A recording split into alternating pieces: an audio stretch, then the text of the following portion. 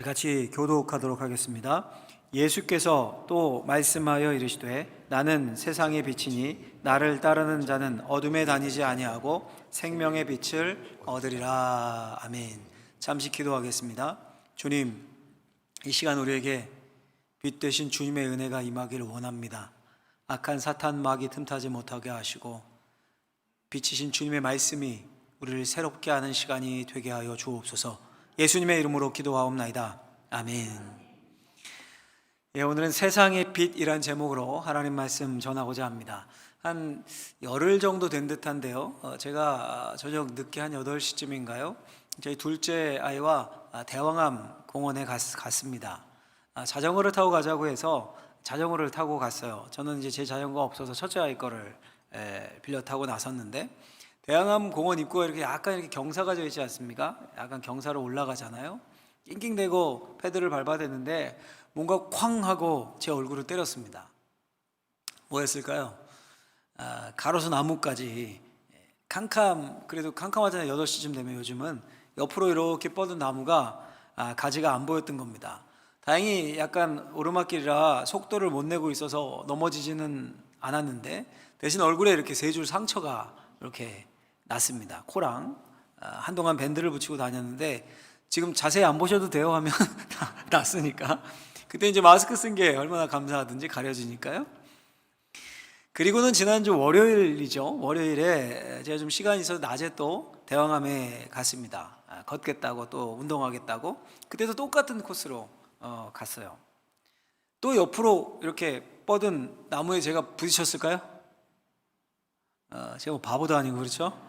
안 부딪혔죠, 당연히. 오히려 제 얼굴에 이제 상처를 준 그 나무 이제 알 거 아니에요. 야, 저놈이었구나 째려보면서 이제 지나갔는데, 그때 제게 문득 이런 생각이 스쳤습니다. 야, 햇빛이 있는 환한 대낮이 좋구나. 이거 뭐 운동하고 자전거 타고 뭐 걷든 뭐 하든 대낮에 하는 게 좋구나. 열흘 전이든 또 지난 월요일이든 별로 다른 것은 없었습니다. 같은 코스, 같은 사람, 같은 조건이었습니다. 딱 하나 차이가 있다면 빛이 있는 대낮이었는가, 아니면 빛이 없어 어두운 저녁이었는가, 그 차이뿐이었습니다. 여러분, 오늘 우리가 요한복음의 한 구절을 읽었습니다. 이번 주에 금요일 크리스마스가 있죠. 예수님의 성육신을 기념하는 날입니다. 제가 사도행전을 한 주 멈추고 예수님에 대해 설교해야겠다라는 마음을 먹고 계속 묵상하고 기도할 때 제 마음에 강하게 꽂혔던 말씀이 바로 오늘 이 한 구절이었습니다. 다시 한번 우리 읽어볼까요? 요한복음 8장 12절 다시 읽어보겠습니다. 예수께서 또 말씀하여 이르시되 나는 세상의 빛이니 나를 따르는 자는 어둠에 다니지 아니하고 생명의 빛을 얻으리라. 아멘. 예수님이 자신에 대해서 뭐라고 선언하십니까? 나는 세상의 빛이다. 예수님이 세상의 빛이고 예수님을 따를 때만 어둠이 아니라 생명의 빛을 얻을 수 있다라고 말씀을 하십니다. 도대체 여러분, 이게 무슨 말일까요? 예수님이 무슨 랜턴이십니까? 아니면 가로등입니까? 이 말씀을요, 이 말씀의 의미, 또 이 말씀을 어떻게 적용할 수 있을지 크게 두 가지 갈래로 나누어 생각해보고 은혜를 나누어 보고자 합니다. 첫 번째로요, 같이 한번 이 말씀이 무슨 의미일까요? 같이 읽겠습니다. 빛이신 예수님 안에 거할 때만 죄악된 삶이 아니라 생명의 삶을 살 수 있다. 여러분, 예수님이 나는 세상의 빛이다 라고 선언을 하셨습니다. 요한복음에 보면 이런 나는 뭐뭐다, 영어로 한다면 I am 이라는 예수님의 선언이 총 7개가 나옵니다. 자신이 하나님 되심을 드러내신 거예요. 하나님이 자신의 이름을 구약성경 출애굽기에서 밝히시면서 뭐라고 하십니까? I am who I am. 나는 스스로 있는 자다. 나는 나다. I am.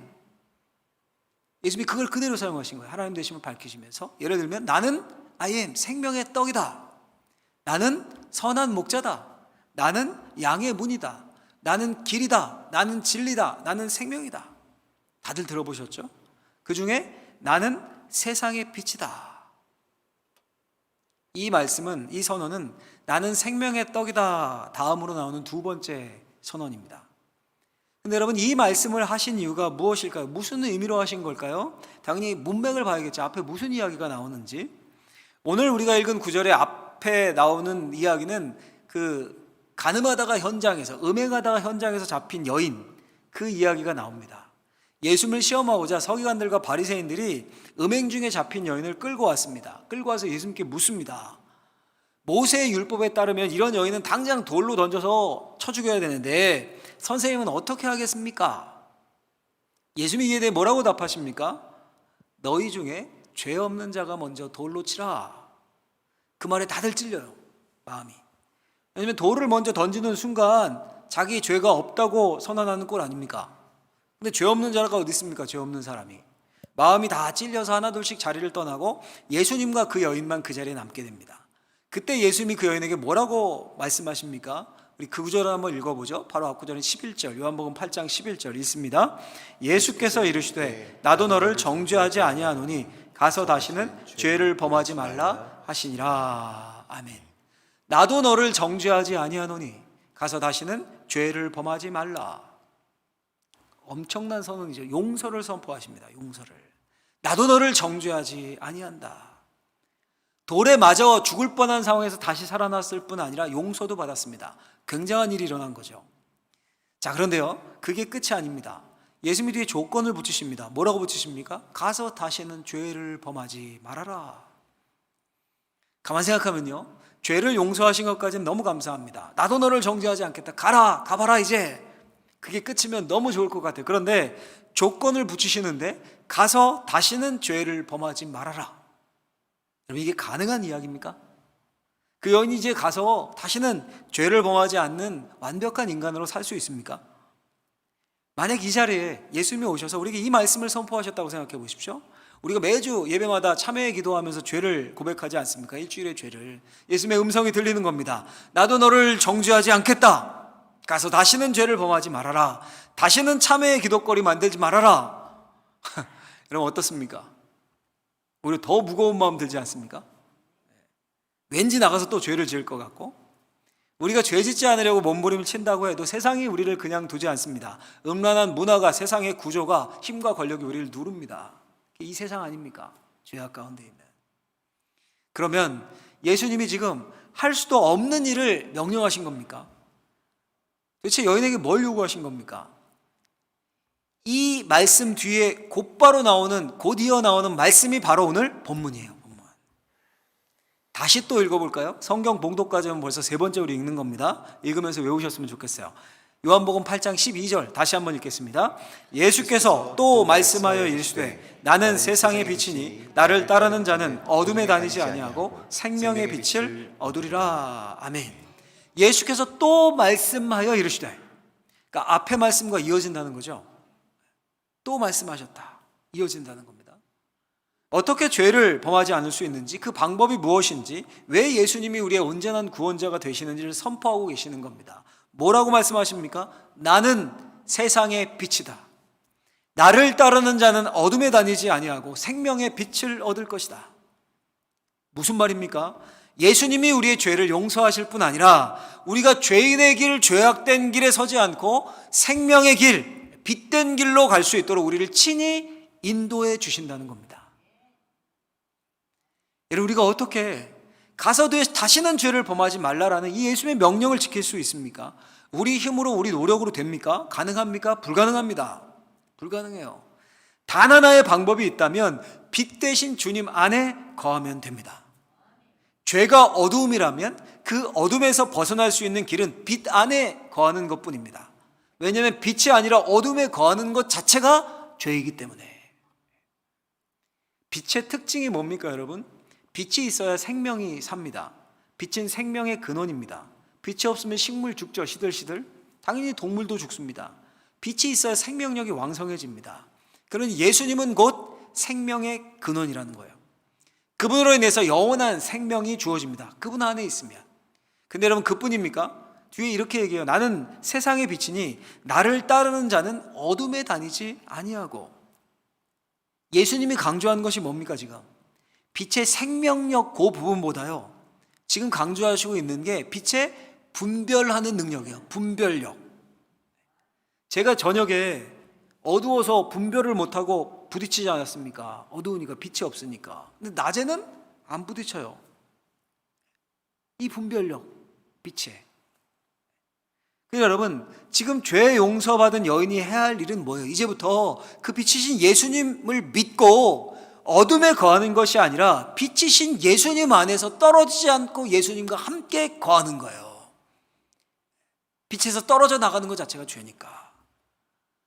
만약 여러분 이 예배당 이 불을 다 끄는 겁니다. 우리가 굉장히 깜깜하거든요. 그래서 완벽한 암흑을 만들었다고 해보세요. 한 치 앞도 안 보입니다. 그리고 방송이 갑자기 나오는 거예요. 탈출하십시오. 3분 후에 독가스가 유포됩니다. 난리가 날 거예요, 우리가. 그렇죠? 독가스 때문이 아니라 막 서로 몰리고 넘어지고 밟혀서 먼저 죽을 겁니다. 그런데 한 줄기 빛이 비치는 겁니다. 한 줄기 비상등 불빛이 탁 켜져요. 그래서 통로가 어딘지를 알게 돼요. 그럼 쉽게 탈출해서 나올 수가 있겠죠. 3분이면 뭐 다 나가고도 남죠. 이게 빛입니다. 빛. 빛이 없으면 분별을 할 수가 없습니다. 말씀을 우리 한 구절 읽어보죠. 잠언 말씀인데요. 잠언 16장 25절 말씀을 우리 같이 한번 읽어보도록 하겠습니다. 어떤 길은 사람의 보기에 바르나 필경은 사망의 길이니라. 아멘. 이 정말 기가 막힌 말씀입니다. 우리가 보기에 좋은데요, 우리가 보기에 바른 것 같고 좋은데 망하는 길이 있다는 겁니다. 예를 들면 에덴 동산의 선악과는 어땠습니까? 보기에 좋았습니다. 탐스럽고 먹음직스럽고 아름다웠습니다. 그런데 그 열매의 본질은 죽음이었습니다. 아담과 하와는 자기가 보기 좋은 그 열매를 따먹었습니다. 그 결과 죽음의 나라, 하나님과의 관계가 끊어졌죠. 아담과 하와가 결국 왜 타락한 겁니까? 빛이신 하나님을 따르지 않았기 때문이에요. 분별하지 못했기 때문입니다. 여러분, 우리는 그리스도인들입니다. 그리스도인이 누굽니까? 예수님을 믿고 예수님으로 인해 죄사함 받아 죄로부터 구원된 자들입니다. 그걸 여러분 오늘 요한복음 8장에 적용한다면 어디쯤 될까요? 어디쯤일까요? 가늠하다 잡힌 여인을 예수님이 구원해 준 것과 같은 것 같아요. 용서해 주셨습니다. 여인이 음행하다 맞아 죽을 뻔했는데 예수님으로 인해 구원받았잖아요. 건져내지지 않았습니까? 이로부터 이것처럼 죄로 인해 죽을 수밖에 없는 우리를 예수님이 건져내 주셨습니다. 구원해 주셨습니다.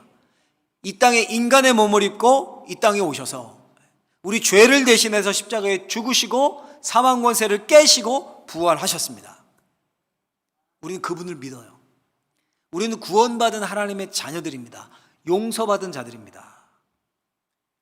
그럼 그 이유는 뭡니까? 그 이유. 구원 이후에 우리가 어떻게 살아야 합니까?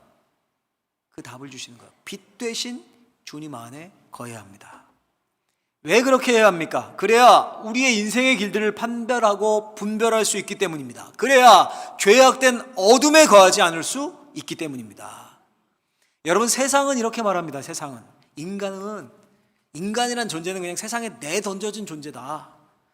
세상에서 가장 똑똑했다고 했던 철학자, 천재라고 했던 철학자 하이데거가 한 말입니다. 그냥 세상에 내던져졌대요. 이게 무슨 말일까요? 무슨 말이냐면 어디서 왔는지도 모르고 어디로 가는지도 모른다는 거예요. 그냥 던져져서 어느 날 보니까 살고 있어요.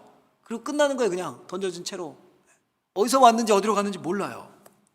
그냥 던져진 채로 돈만 바라보고 죽어라 열심히 삽니다. 그러다 진짜 죽을 병 걸려서 죽어요. 그게 이 세상 아닙니까? 돈 하고 살다가 진짜 돌아버립니다.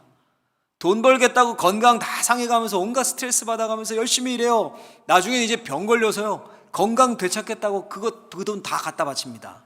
그래도 건강을 못 찾아요. 얼마나 아이러니합니까? 근데 이런 일들이 비일비재하지 않습니까? 분별을 못하는 거예요. 왜요? 어디서 와서 어디로 가는지 방향을 모르기 때문에, 그냥 내던져진 존재이기 때문에. 근데 여러분, 우리는 달라요. 우리는 세상의 빛 되신 예수님을 압니다. 빛이 우리의 갈 방향을 정해줍니다. 인간이 내던져진 존재가 아니라 어디서 와서 어디로 가는지 분명히 압니다. 죽음 이후에 천국과 지옥이 있음을 압니다.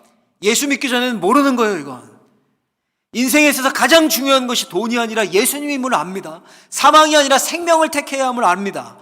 빛으로 오신 예수님 때문에 우리의 삶에 빛이 비춰진 겁니다. 빛이. 여러분, 성탄절을 기다리시면서 이 내 삶에 빛으로 오신 예수님을 묵상하셨으면 좋겠습니다. 거리마다, 교회들마다 트리, 불빛이 비춰지지 않습니까? 그 빛을 보면서 빛으로 오신 예수님을 생각하는 거예요. 내가 어둠의 자식이 아니라 빛의 자녀구나. 내가 예수님을 믿고 빛 안에 거하는 사람이구나. 내 인생의 방향이 정해져 있구나. 예수님 잘 믿다가 천국 가는 거. 그 소망으로 이 성탄절 한 주간을 보내며 빛 대신 예수님을 깊게 묵상할 수 있는 저와 여러분들 되길 예수님의 이름으로 축원합니다. 축원합니다. 자, 여러분, 여기까지 설교를 들으면 이런 의문이 들 것 같아요. 뭐냐 하면, 그럼 도대체 빛 대신 예수님 안에 거한다는 것은 뭡니까? 말은 그럴듯한데 그거 어떻게 하라는 겁니까? 어떻게 빛이신 주님이 우리를 인도합니까? 어떻게 적용해야 되는 거죠? 적용해야 되느냐, 이 질문이죠. 이 대해 답을 한번 생각해 보라고 그래요. 둘째, 같이 한번 읽어보겠습니다. 둘째, 빛이신 예수님 안에 거하기 위해서는 그분의 말씀을 부지런히 배우고 묵상해야 한다. 여러분, 이게 무슨 말일까요? 생각해 보십시오. 주님이 유령처럼 나타나서 우리의 앞길을 훤히 비춰주십니까? 아니면 매일 아침에 카톡으로, 메시지로 막 그 길, 일로 가라, 이 일 해라 알려주십니까? 그렇지 않죠. 빛이신 주님이 우리에게 빛을 비추는 방법은 말씀을 통해서입니다. 말씀을. 예수님의 자기 선언, 나는 세상의 빛이다. 이 말씀이 분별력과 관계된 것이라고 말씀드렸습니다. 그래야 뒤에 구절이 자연스럽게 이해가 돼요. 나를 따르는 자는 어둠에 다니지 아니하고 생명의 빛을 얻으리라. 바른 분별력이 있기에 바른 방향으로 간다는 겁니다. 여러분, 그런데 이거와 비슷한 말씀이 시편 119편에 나옵니다. 우리가 잘 아는 말씀인데 한번 읽어볼까요? 시편 119편 105절 말씀 같이 읽습니다. 주의 말씀은 내 발의 등이요 내 길의 빛이니이다. 아멘. 이번엔 뭐가 빛이라고 합니까? 주의 말씀은 주의 말씀이 내 걸음의 등이 됩니다. 주의 말씀이 내 길의 빛이 됩니다. 바꿔 말하면 주님의 말씀이 우리의 발걸음, 우리의 가는 길에 분별력을 준다는 겁니다. 분별력을. 자, 여러분, 그러니까 한번 종합해 보세요. 예수님이 빛이에요. 예수님이 빛입니다. 그리고 주님의 말씀이 곧 빛입니다. 그렇다면 빛이신 예수님 안에 거한다는 것은 바꿔 말하면 뭡니까? 말씀 안에 거하는 삶인 겁니다. 말씀을 통해 주님이 빛을 비춰주십니다. 우리가 예수님의 빛 되심을 경험하고 그 빛을 보기를 원한다면 말씀을 깊게 묵상하고 그 말씀 앞으로 나와야 되는 겁니다. 요즘 여러분 새벽 말씀이 우리 교회가 이제 큐티에 따라서 새벽 말씀을 전하지 않습니까? 그 큐티에 따라서 역대하 마지막 부분이 요즘 그 새벽의 본문이었습니다. 아마 오늘로 역대하가 끝나는 걸로 알고 있는데, 이번 주 수요일부터 토요일까지 이 주인공이, 역대하의 주인공이 요시야 왕이었습니다. 요시야라는 왕. 솔로몬 왕 이후, 다윗이 솔로몬을 거치고 솔로몬 왕의 이후, 죽고 난 후에 솔로몬이 이스라엘이 남북으로 분열이 되죠. 우리나라가 남한, 북한 분단된 것처럼 분열이 됩니다. 그래서 남한국은 남한국 유다, 북한국 이스라엘 이렇게 불려요. 그래서 그 두 왕국에 총 39명의 왕이 거쳐갑니다. 북한국에 19명, 남한국에 20명. 그 중에 최고로 선한 왕을 2명만 꼽으라, 두 손가락으로 딱 꼽아라, 1등, 2등 2명을 꼽으라 한다면 히스기야 왕과 요시야 왕을 꼽을 수 있습니다. 히스기야 왕과 요시야 왕. 그 중에 이번 주 묵상했던 게 요시야 왕이라고 하지 않았습니까? 요시야 왕이 뭘 하냐면 우상을 부수고, 막 우상으로 물든 것을 우상을 부수고, 성전에서 우상 숭배하던 거 다 내다 버리고 성전을 보수하고, 그리고 지키지 않았던 여호와의 절기 유월절을 지키고 대대적인 개혁 작업을 펼쳤습니다. 근데 여러분, 어떻게 그럴 수 있었습니까? 어떻게? 그 분기점이 뭘까요? 이번 주 큐티 하신 분들, 새벽에 오신 분들, 그 분기점이 뭡니까? 성전을 수리하다가 한 책을 발견했습니다. 그 책이 무슨 책입니까? 여호와의 율법책, 즉 말씀입니다.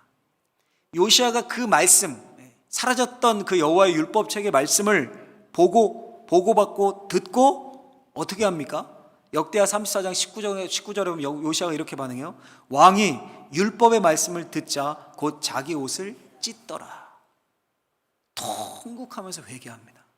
그리고 개혁에 박차를 가해요. 무슨 말입니까, 여러분? 그 말씀이 요시야의 길에 빛을 비춘 겁니다. 갈 바를 알게 한 거예요. 막연했었는데 할 바를 알게 한 거예요. 혹시 여러분 코로나19 이후에 정말 막 무력하고 우울하고 푹 퍼져 있고 어찌할 바를 모르는 분들 계실 수 있습니다. 있을 거예요. 말씀을 읽고 묵상하시고 공부하십시오. 의지적으로 하셔야 되는 거예요. 의지적으로. 그때 분별력이 생깁니다. 분별력이. 빛이신 주님께서 말씀을 통해서 인도하십니다.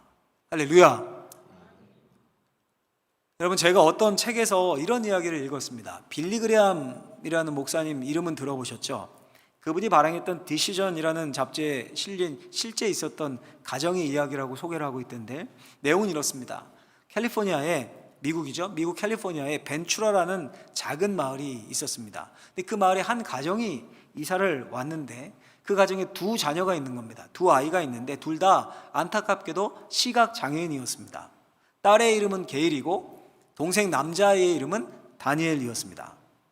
딸은 아예 하나도 아예 안 보이는 앞을 못 보는 시각장애인이었고 그 아들은 어렴풋이 그래도 윤곽점을 이렇게 구별할 수 있는 시각장애인이었습니다. 그러니까 그 어머니가 학교 가야 될 거 아니에요. 아이들 항상 두 아이를 데리고 학교를 가면서 학교가 가까웠던 것 같아요. 일일이 설명을 하는 겁니다. 얘야, 우리 집에서 몇 걸음 몇 발자국 가면 여긴 철조망이 있다. 조심해야 된다. 몇 발자국 더 가면 여기는 길이 굽어 있다. 몇 걸음이다. 여기는 길이 두 개 나 있는데 오른쪽은 차도니까 조심해야 된다. 이렇게 해야 된다. 몇 걸음 몇 걸음마다 발걸음을 뗄 때마다 설명을 하는 겁니다. 무한 반복이었겠죠. 갈 때마다 매일매일 한참의 시간이 흘렀습니다. 이제 아이들은 엄마가 더 이상 같이 가지 않아도 학교를 갈 수 있을 정도가 되었습니다. 그런데 어렴풋이나마 앞을 볼 수 있었던 아들 다니엘은 조금이라도 볼 수 있으니까 엄마가 말할 때 이 소홀히 여기는 거예요. 그리고 앞서서 걸어가곤 하는 겁니다. 반면에 전혀 앞을 못 보는 딸 게일은 엄마의 말을 깊이 새기는 겁니다. 왜냐하면 전혀 앞을 못 보는 게일에게 엄마의 말은 빛이고 생명이었기 때문이에요. 그래서 엄마의 말 그대로 몸으로 익은 거야. 하도 듣고 생각하고 몸으로 익혀서 학교를 다닌 거예요. 아, 몇 걸음 걷고 그 다음에는 길이 굽어 있지. 몇 걸음 더 가면 차도이지. 이런 식으로 엄마의 말을 의지해 다닌 겁니다. 근데 어느 날이요, 아주 짙은 안개가 그 마을을 덮었습니다. 아주 지륵 같은 안개가. 어떻게 됐을까요? 남자의 다니엘은 보도블록에 걸려 넘어지고 담장에 부딪히고 앞으로 나갈 수가 없는 겁니다. 반면에 전혀 앞을 못 보는 게일은 그 안개가 아무 상관이 없는 겁니다. 왜요? 엄마가 가르쳐준 말대로 그렇게 걷는 게 몸에 익었기 때문입니다. 어차피 안 보이는 아이였으니까. 여러분, 주의 말씀이 빛으로 분별력을 준다라는 것이 바로 이런 의미입니다. 평소에 잘 몰라요, 우리가. 왜냐면 우리는 조금 앞을 내다본다고 생각하거든요. 내 앞날과 내 앞의 일을 내가 어느 정도 컨트롤할 수 있고 예측할 수 있다고 생각합니다. 그 말도 맞는 것 같아요. 또 우리가 우리의 삶의 계획을 세우지 않습니까? 직장에 취업할 계획, 결혼 계획, 자녀 계획, 노후 계획 등등등등 그 계획을 이루기 위해서 또 목표를 세우고 열심히 살고 노력합니다. 그게 어느 정도 맞아 떨어질 때도 많습니다. 그런데요, 우리 삶에 때로 짙은 안개가 낍니다. 갈 바를 알지 못할 때가 생겨요. 그때 우리가 넘어지고 주저앉습니다. 걸려 넘어지고 부딪히고 피가 나고 난리가 나. 인생이 허물어지는 겁니다. 거기서 인생의 차이가 나기 시작합니다. 주님의 말씀 안에 거했던 사람은 길을 찾아내는 거예요. 넘어지지 않고 안개 속에서 흔들리지 않습니다. 인생의 장애물 위에서 방향을 잃지 않습니다. 여러분, 지난주에부터 이 두 번째 리바이블 성경 읽기를 한다고 제가 강단에서 선포했습니다. 지난번은 복음서, 또 이번에는 사도행전부터 요한계시록까지입니다. 신약 성경을 한 번 읽게 되는 거예요. 다들 동참을 하시기를 바랍니다. 할렐루야. 네. 인쇄한 게 다 나갔다고 그러더라고요. 그래서 더 추가로 인쇄한다는데, 인쇄한 걸 가져간 게 중요한 게 아니라 하시는 게 중요해요. 그렇죠? 가져가셔서 안 하면 안 되고요. 또 무슨 기념품 이게 중요한 게 아니라 말씀을 중요하게 생각하고 의지적으로 해 보십시오. 해 보십시오. 빛이신 예수님 안에 거한다는 것은 곧 말씀 안에 거하는 겁니다. 늘 말씀을 읽고 묵상해서 말씀이 마음에 새겨지고 몸에 익어야 되는 거예요. 말씀의 사람이 되어야 합니다. 그럼 길이 분명해집니다. 우리의 삶에 분명한 기준이 세워지고 분별력이 생기는 겁니다. 할렐루야. 요즘 여러분, 낙태 금지법 폐지 때문에 많은 논란이 있던데요. 작년 4월 11일에 헌법재판소가 임신 초기 낙태 금지는 그걸 처벌하는 법조항은 임신한 여성의 자기결정권을 침해한 위헌이다라고 헌법 불합치 결정을 했습니다. 그래서 올해 12월 31일까지 그 법안을 개선하라고 주문을 했습니다. 1년 6개월의 기간을 준 거죠. 이에 대해서 임신 14주까지는 조건 없이 낙태할 수 있고 15주부터 24주는 조건부로 낙태를 허용한다 이런 식의 법안이 발의가 된 것 같아요. 그것에 대해서도 또 논란이 많습니다. 진영이 대립해서 막 논란을 벌입니다. 후퇴다, 아니다, 넘어갔다 이러면서. 제가 관심이 있어서 그 낙태에 대한 찬성과 반대 토론도 아주 유심히 본 적이 있습니다. 핵심 쟁점은 분명했습니다. 태아의 생명권이냐 아니면 여성의 자기결정권이냐, 이 문제예요. 낙태를 반대하는 쪽은 태아의 생명권이 우선이다, 생명이 무엇보다 소중하지 않느냐. 찬성하는 쪽은 여성의 자기결정권이 우선이다, 원치 않은 임신도 있을 수 있고 이렇게 길게 말들을 하지만 핵심은 그거더라고요.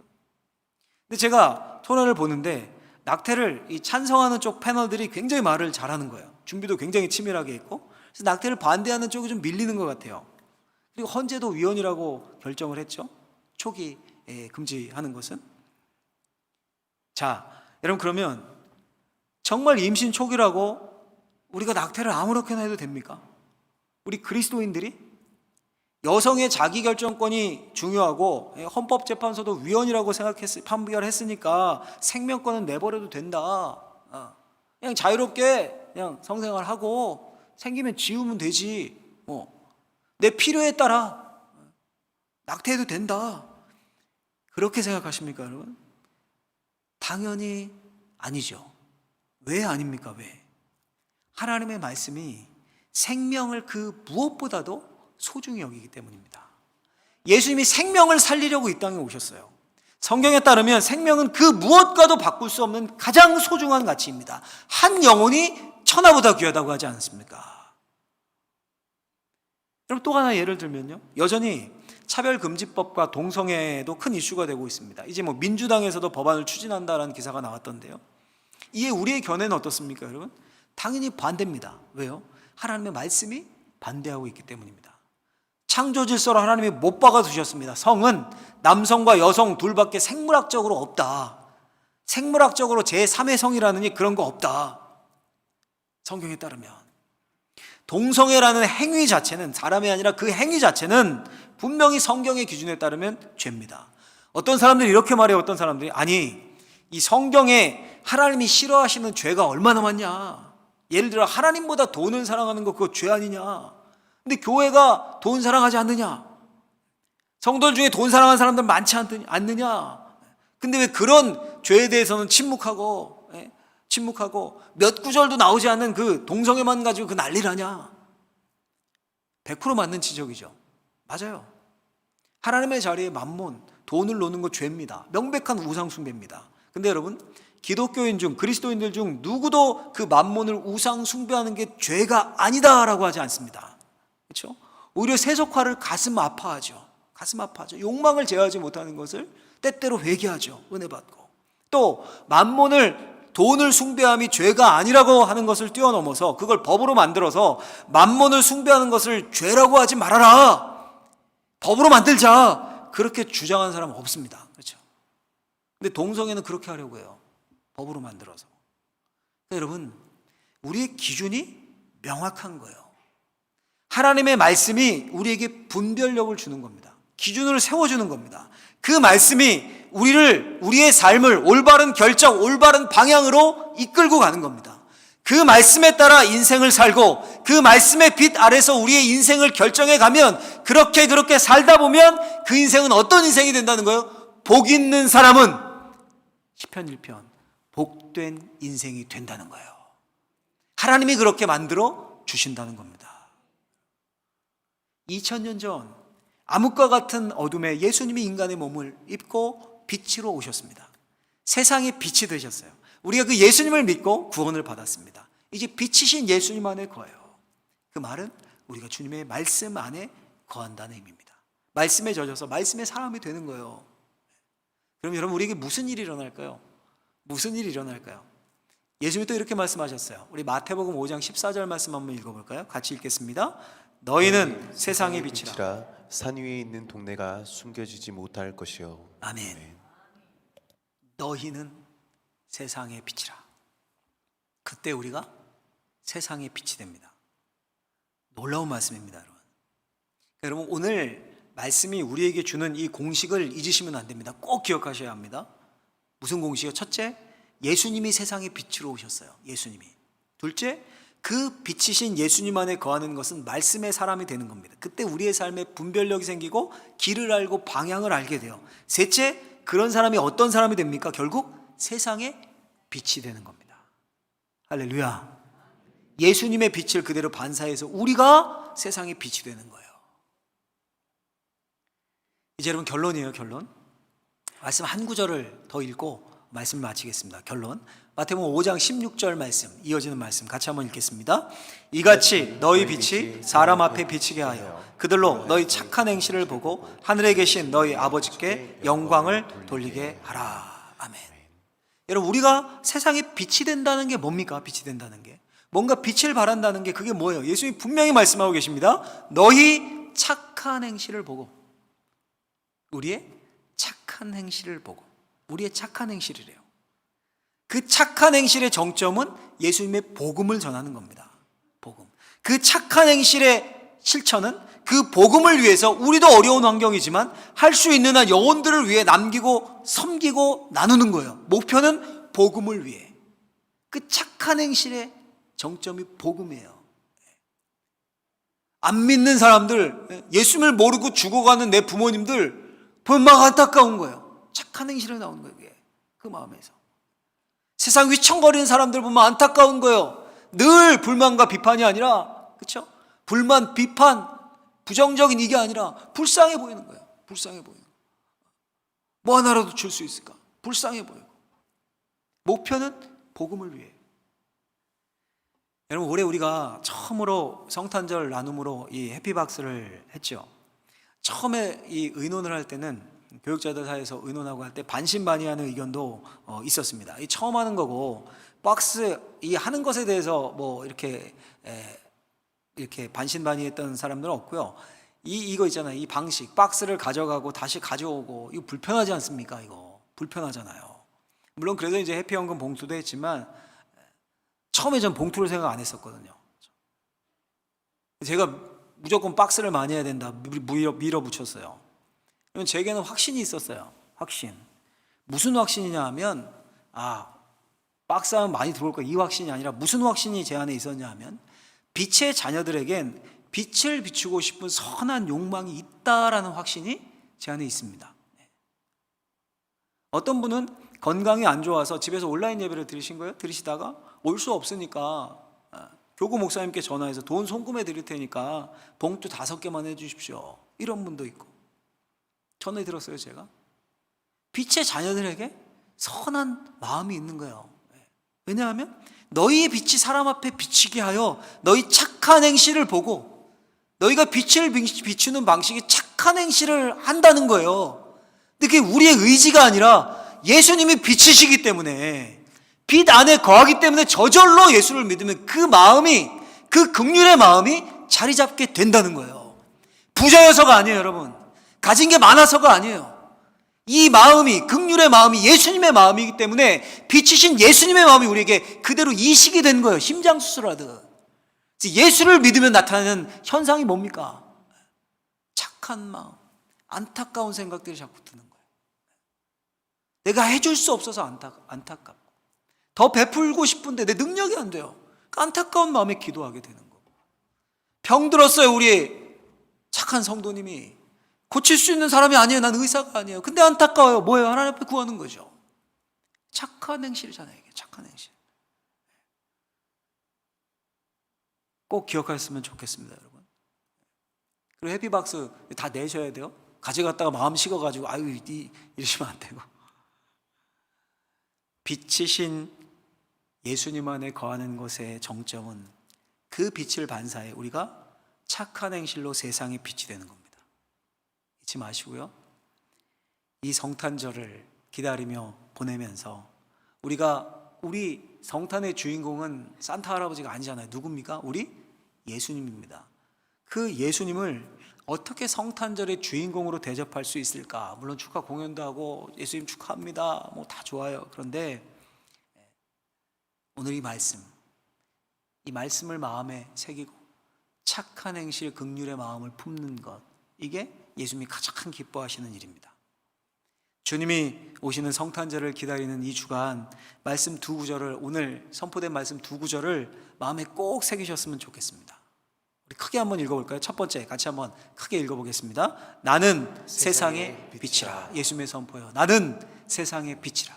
다시 한번 또 해보겠습니다. 두 번째, 너희는 세상의 빛이라. 이 두 말씀. 나는 세상의 빛이다. 그리고 내 안에 거하는 나를 믿는 내 자녀인 너희는 세상의 빛이다.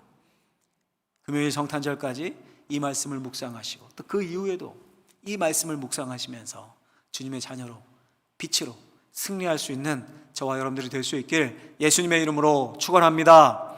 축원합니다.